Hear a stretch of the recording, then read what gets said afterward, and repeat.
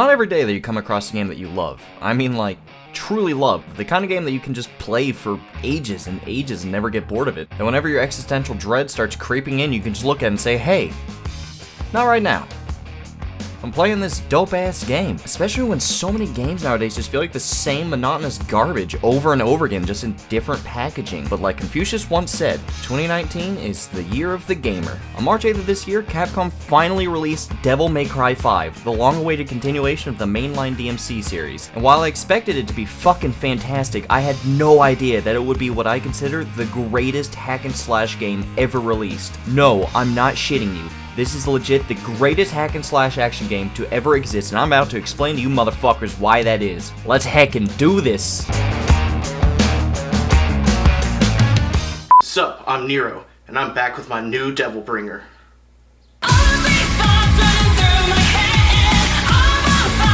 We were gonna shoot for the time. Oh, that's gonna suck to clean. Because this series has always revolved around its combat, it only seems fitting to start there. This game kicks off with our old friend Nero, just as brash and cocky as ever, except this time he's pretty unarmed.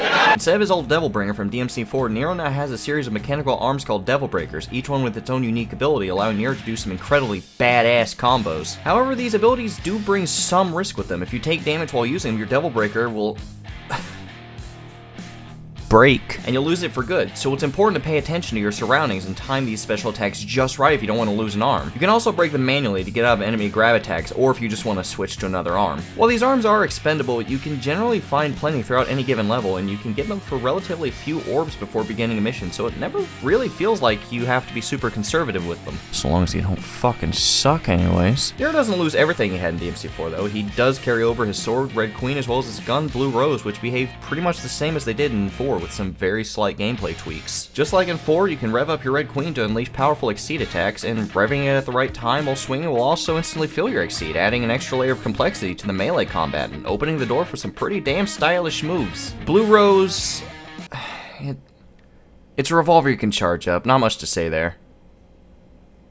You may have also noticed this fun little purple bar up here. Well, towards the end of the game, you unlock Nero's Devil Trigger, allowing him to dish out extra damage and regenerate health at the expense of his Devil Trigger gauge. Along with this, Nero also regains his ability to grapple enemies and deal some serious damage. You could technically do that earlier in the game as well with the Buster Arm Devil Breaker, but now it's simply a default move you can do, so it kind of makes the Devil Breaker completely useless.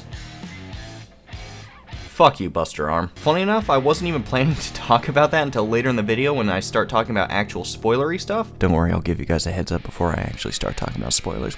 But it turns out there's no way to go back and turn those abilities off after beating the game, and I'd already beaten the game live on stream, so all that footage is kind of useless for this video. So the only way I could show pre-Devil Trigger Nero gameplay was to either steal it from someone else or buy a whole new copy of the game, but I'm not a piece of shit, and I'm also poor, so this is what you get, enjoy it! A few missions into the campaign, we're then allowed to play as the newcomer to the series, C.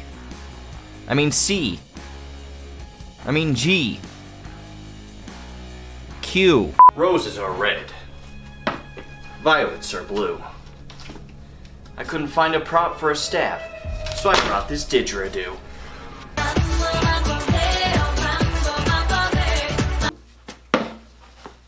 So it is written. V's an interesting one to play as. Instead of jumping into the action himself, he actually summons 3 familiars to do the fighting for him, and only gets up close to deal the killing blow. Shadow, who is fucking adorable, handles all the melee combat, and Griffin uses ranged attacks. V can also use his Devil Trigger to summon Nightmare, a seriously thick bitch that just fucking decimates anything in his path. I was kinda worried I wasn't gonna enjoy playing with V, but once you start getting used to his playstyle, holy fuck, he is fun as hell. It's kind of like playing Overlord, except it's way fucking better. The series has always been about getting straight into the action yourself, so to have a character that instead stays back and simply commands from the sidelines is one hell of a bold decision, but fuck me, it pays off. Look at this shit, it's so fucking cool!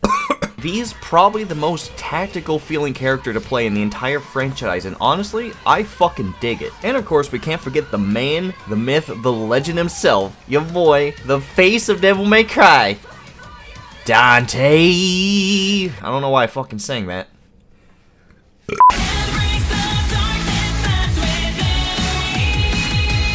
Alright, where the hell is Dante?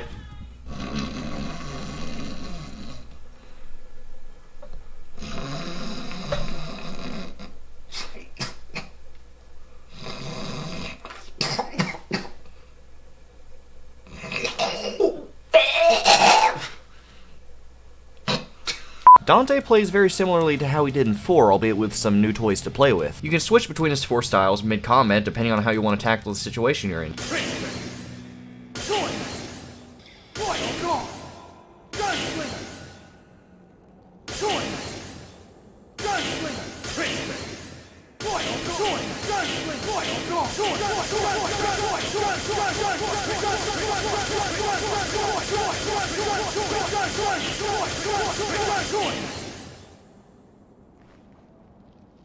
Need to move around quickly and avoid damage? Switch over to Trickster. Want to face that damage head on and throw that shit right back at him? Royal Guard it is. Want access to extra attacks so you can string together some seriously badass moves? Swordmaster's the way to go. Want to do the same but with guns? Gunslinger's got you covered. And as always is the case, Dante has a variety of guns and melee weapons to switch between, letting you pull off some incredibly stylish moves. And if you don't like weapon or just want to switch the order they're in to your personal preferences, you can do so easily between missions. Personally, I'm kinda shit with Cavalier and the fucking hat, so I just don't use them, so I'm bad with them. Dante as a character just feels like a jack of all trades. Be it large AoE attacks, heavy blows to single enemies, quick movements to avoid oncoming attacks, Dante feels like he's got the tools for every situation, and jumping into the action with them is just fun as shit. And this is Dante we're talking about, so of course he's got his signature Devil Trigger to dish out that extra damage, baby! But this time around, Dante receives a new ability called Sin Devil Trigger, which allows him to enter a far more powerful mode that deals a fuck ton more damage, but the trade-off is that he no longer regenerates any health in that mode. Whatever damage you take, you keep. You can enter this mode by sacrificing 12 bars of your regular Devil Trigger gauge, so now you have to weigh the risks and rewards when deciding which mode you want to go into. Do you sacrifice some of your Devil Trigger to help prepare Sin Devil Trigger, or do you use it right now to get out of a tough spot? And if you have both ready, which do you use? Do you use Sin and trust you can kill everything before they kill you, or do you play a little safer and use regular Devil Trigger so that if you get hit, that health just comes right back? These are the pros and cons you have to quickly consider in the heat of the moment, and I fucking love it! The majority of the missions force you to play specific characters, although several do allow you to choose between 2 or even all 3, which sucks because they're all so fucking fun.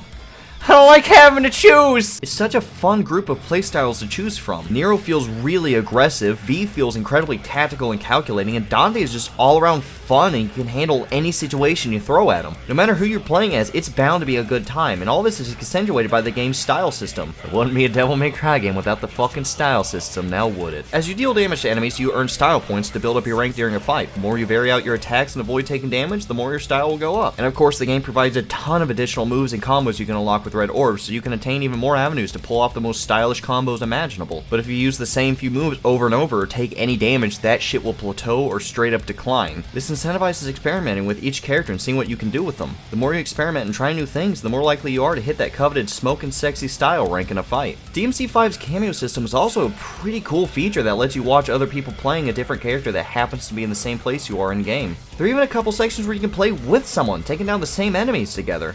That's not something I ever thought I needed in my life until I played this game, but at the end of the day, no matter how fun and robust a game's fighting mechanics are, it's ultimately a waste if the enemies aren't fun to fight. Again, this is where DMC5 fucking nails it. Oh, where are the demons? Where have they gone?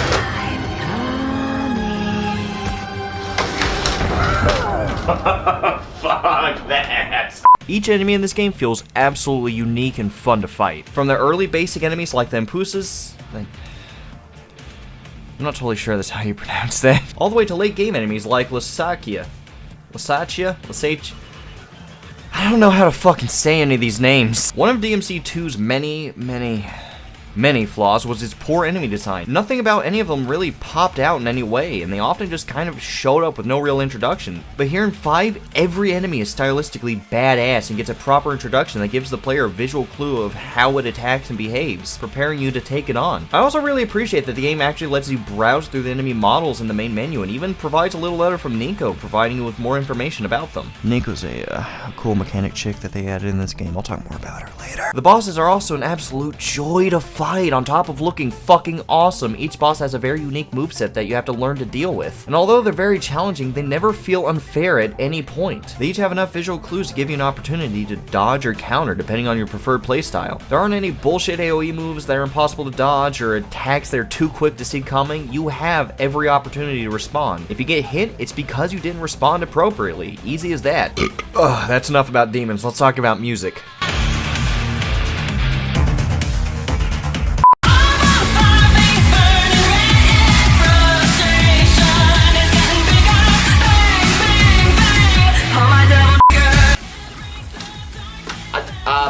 Wait, no, stop, wait, go back, wait, wait, hold, go back, I feel like, I think we need to address that, excuse me, Music in games can be pretty hard to get right, but when developers do, it can absolutely make the whole experience perfect. Let's be honest, half the reason Minecraft is as enjoyable as it is because of that fucking fantastic overworld music. But while music in games typically just overlays the gameplay, DMC5 actually ties its music to one of the game's core aspects, the style system. This game introduces a dynamic soundtrack to the series, meaning the higher your style rank goes, the louder and more intense the music gets. And if your rank goes down, the music goes down with it. On the surface, this doesn't sound like much of a game changer. After all, it's just music, right? Well, trust me, once you get that A, S, SS, SSS rank and you hear that music get louder and louder and you see out of the corner of your eyes the sound waves getting more and more intense.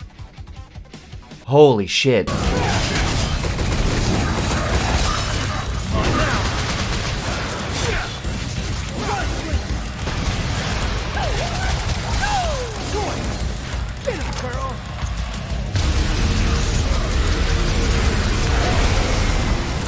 Never did this.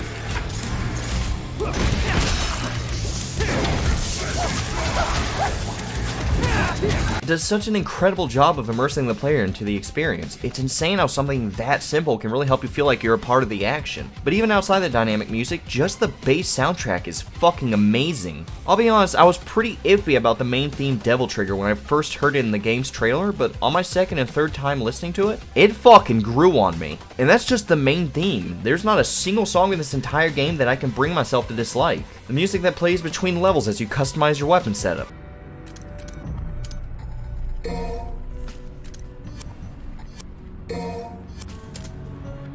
The various cutscene tracks. We've known each other a long time. You never had this much trouble. You gonna make it through this, Dante? Each character's battle music.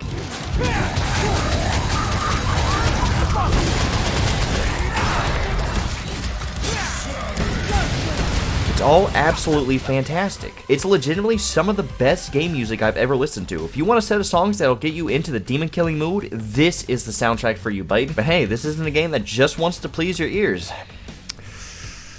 It's also more than happy to please your eyes. Holy shit, Near, look at that fucking root. This place is gorgeous. Look at that fucking root. It's fucking beautiful. It's so fucking gnarled. Beautiful root, this fucking... all that red shit, I love that. This whole place, these demons we're in, they're fucking spooky as shit, but this place they're in is gorgeous. Oh my god, look at the render, and that fire, man. That's beautifully rendered, I mean real fire. What's the rendering? I'm a video game character. Hello. Hi. Can I believe that? Fuck you.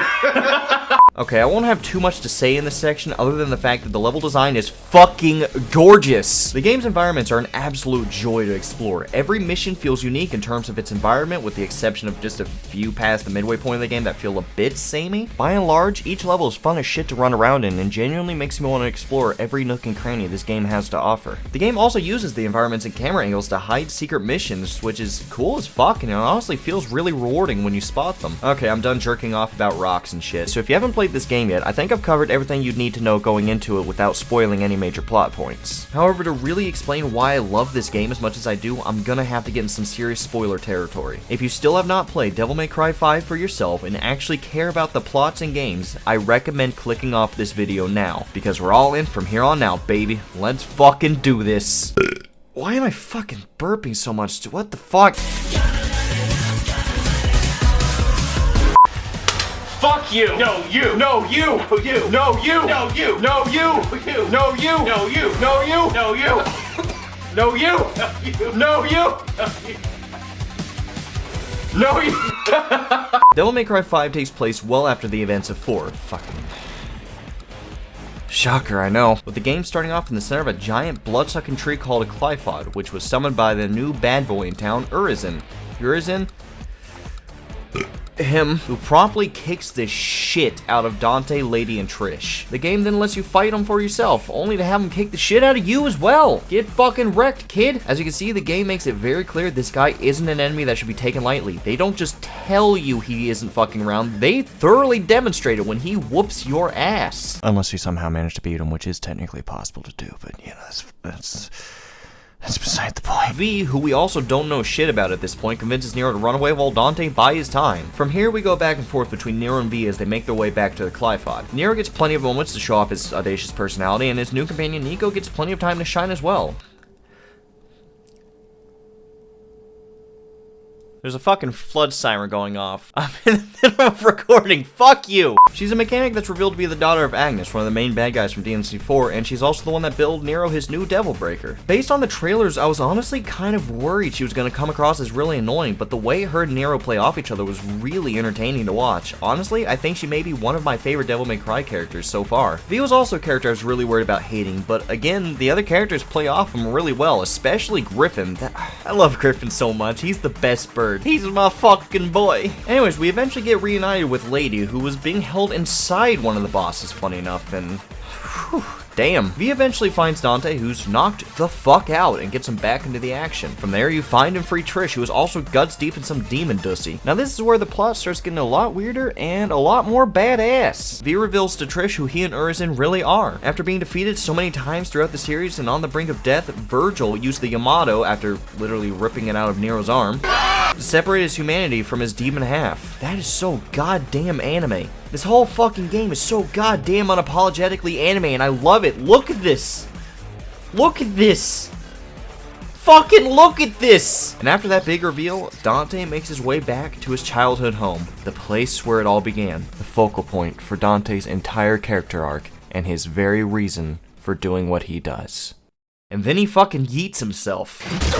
Having unlocked Sin Devil Trigger, he goes to face Urizen, or as we now know, Virgil's demon side, once again. And this time, he gains the upper hand before Urizen runs off to collect the fruit the Qliphoth has created with all the human blood it has sucked from the city. Dante, of course, catches up and has one final badass showdown with him in the middle of an illusion of their childhood home. Can we just acknowledge how beautiful this scene is? Not just from a visual standpoint, but from a narrative one. This home is where their brotherly feud began. It was here that Virgil got separated, which ultimately led to the dark path his life would take. The origin point of Dante's entire career as a demon hunter. Having what to Dante seemed to be their final battle here of all places was such a brilliant move on the writer's part. God, I fucking love this game. Anyways, Dante of course comes out on top because he's fucking Dante. But that's not the end, no sir fucking re. V manages to land the final blow on Urizen, combining the two back together. V and Urizen are reunited, reviving Virgil completely. My favorite video game antagonist ever is back in action. But guess what? The twist aren't done, boys! After Virgil fucks off, Dante reveals the truth to Nero that Virgil is his father. This was something that was already heavily implied in 4, but to finally hear it come out of Dante's mouth and seeing Nero's reaction was spectacular. Just the raw emotion you can see in Nero's face in this one moment is Anyways, Dante goes on to bump into V's old familiars, who were revealed to have been spawned from Virgil's memories of when he was under Mundus' control as Nilo Angelo. God, this game is so fan servicey. After a few battles, they're finally defeated for good, freeing Dante to move on to Virgil for one final battle. The two brothers go toe-to-toe?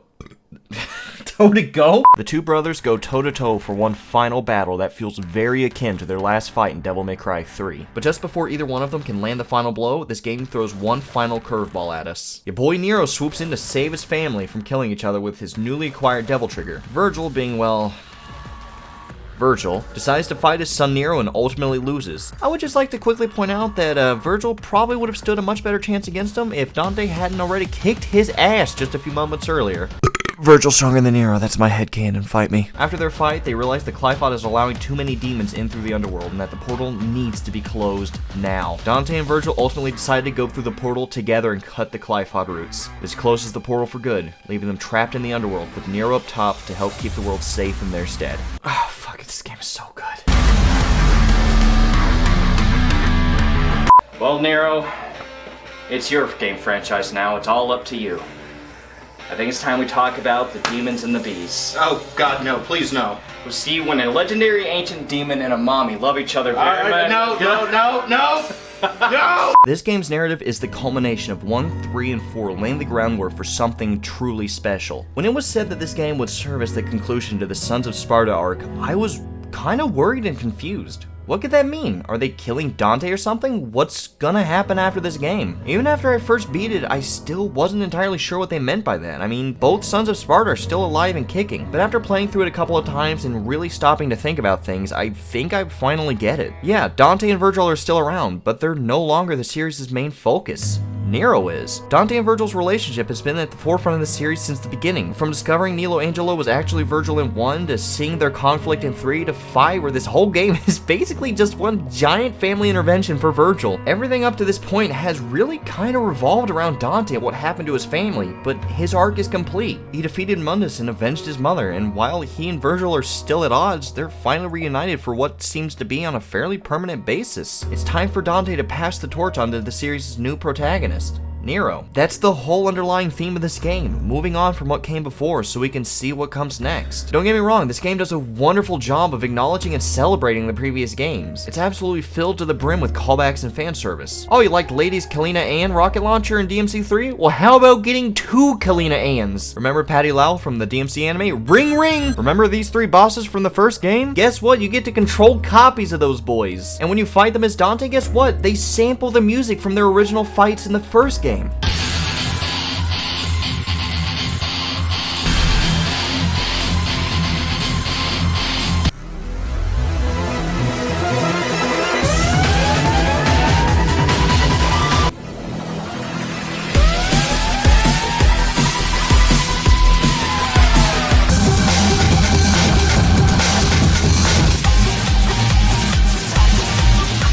Even Dante's fight with Virgil feels like a mirror image of their battle in DMC3. This game so lovingly points out what came before, but it also makes it clear that things end and eventually something new needs to take its place. The very reason those familiars attack Dante is so they can be wiped out for good and rid Virgil of those painful nightmares. They want him to move on. Even Dante loses both his signature swords, the Rebellion and Sparta, and gains his own legendary demon sword, Devil Sword Dante. He's no longer living through his father's legacy. He made his own legacy. But much more blatantly, the whole game just kind of serves as a passing of the torch story for Nero. Sure, Dante plays a major role, but he's not the one that ends things, nor is he the one that keeps up the mantle of protecting Earth from demons. Nero does. Dante deliberately gives that role to Nero. He's finished up here. This is Nero's story now, and as much as I will always love the previous games, we can't let them define the series forever. It's time for change, and the game delivers exactly that. Devil May Cry 5 is a masterpiece in terms of both gameplay and storytelling. It's not only a perfect sequel to the previous games, but a perfect setup for a whole new saga in the franchise. I spent years firmly believing that no Devil May Cry game would ever top 3 as the best in the franchise, but here we are. Devil May Cry 5 is definitively the best hack and slash action game ever made. Thank you, Capcom and Hideo Itsuno. Thank you, Capcom and Hideki Itsuno, for the incredible amount of love and care that clearly went into this game. We fucking appreciate it. Playing this game feels like being a kid again, experiencing DMC for the first time. I don't know what comes next for the series. I don't know how Capcom, or anyone for that matter, could possibly top this, but damn, I am ready to find out. If I had to pick one word to describe this experience, I suppose at the end of the day, there's only one word that would really suffice. Jackpot.